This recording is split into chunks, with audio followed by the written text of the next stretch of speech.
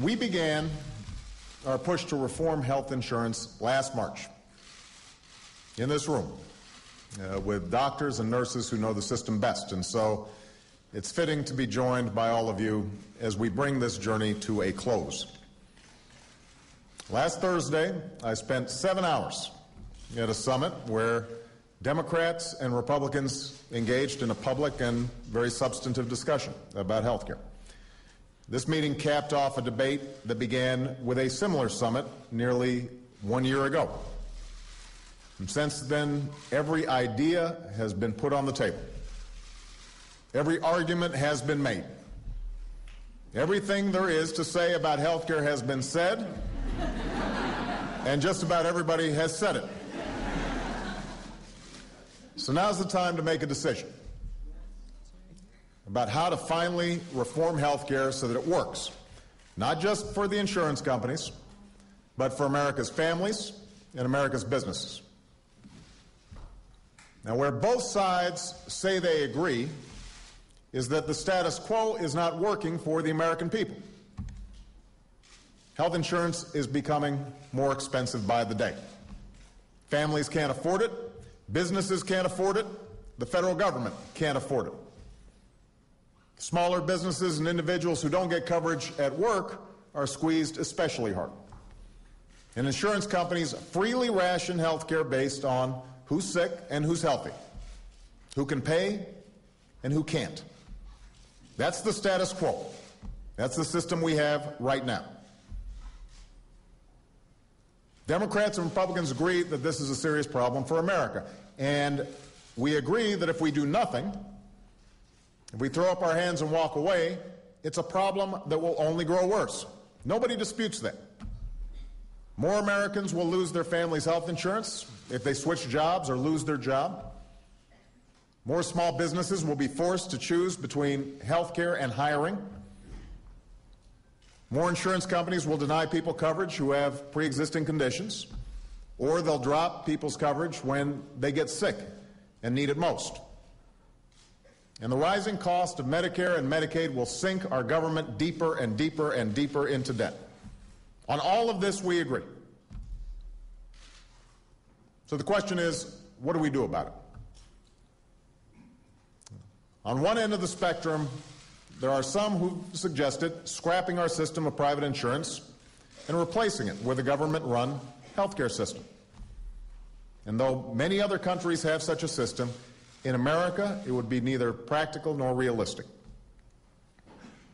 On the other end of the spectrum, there are those, and this includes most Republicans in Congress, who believe the answer is to loosen regulations on the insurance industry, whether it's state consumer protections or minimum standards for the kind of insurance they can sell.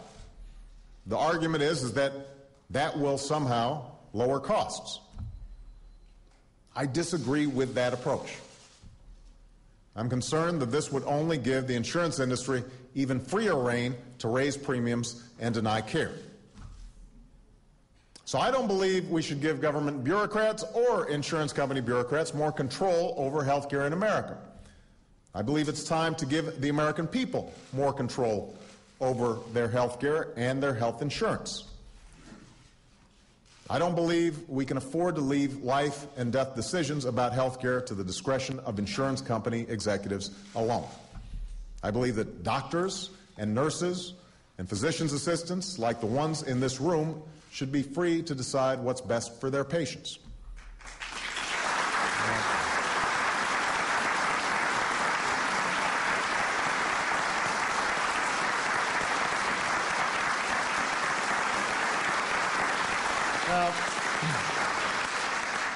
The proposal I've put forward gives Americans more control over their health insurance and their health care by holding insurance companies more accountable. It builds on the current system where most Americans get their health insurance from their employer. If you like your plan, you can keep your plan. If you like your doctor, you can keep your doctor. I can tell you, as the father of 2 young girls, I would not want any plan that interferes with the relationship between a family and their doctor. Essentially, my proposal would change 3 things about the current healthcare system. First, it would end the worst practices of insurance companies. No longer would they be able to deny your coverage because of a pre-existing condition.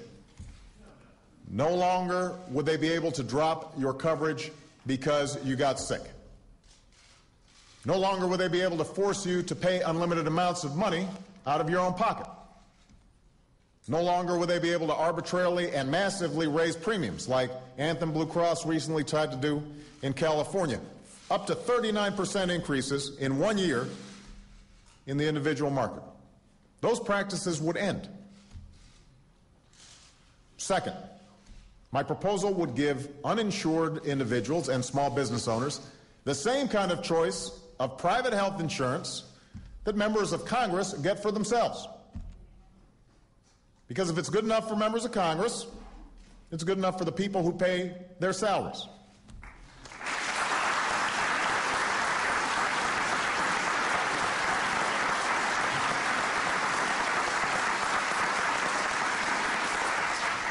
The reason federal employees get a good deal on health insurance is that we all participate in an insurance market where insurance companies give better coverage and better rates because they get more customers.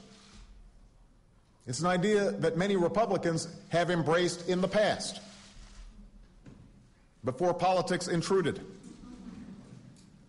And my proposal says that if you still can't afford the insurance in this new marketplace, even though it's going to provide better deals for people than they can get right now in the individual marketplace, then we'll offer you tax credits to do so. Tax credits that add up to the largest middle-class tax cut for health care in history. After all, the wealthiest among us can already buy the best insurance there is. And the least well-off are able to get coverage through Medicaid. So it's the middle class that gets squeezed. And that's who we have to help. Now, it is absolutely true that all of this will cost some money, about $100 billion per year. But most of this comes from the nearly $2 trillion a year that America already spends on health care, but a lot of it is not spent wisely. A lot of that money is being wasted or spent badly. So within this plan, we're going to make sure that dollars we spend go towards making insurance more affordable and more secure. We're going to eliminate wasteful taxpayer subsidies that currently go to insurance and pharmaceutical companies. Set a new fee on insurance companies that stand to gain a lot of money and a lot of profits as millions of Americans are able to buy insurance. And we're going to make sure that the wealthiest Americans pay their fair share on Medicare. The bottom line is our proposal is paid for. And all the new money generated in this plan goes back to small businesses and middle-class families who can't afford health insurance.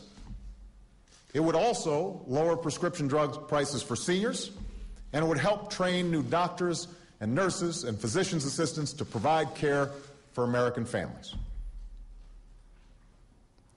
Finally, my proposal would bring down the cost of health care for millions, families, businesses, and the federal government.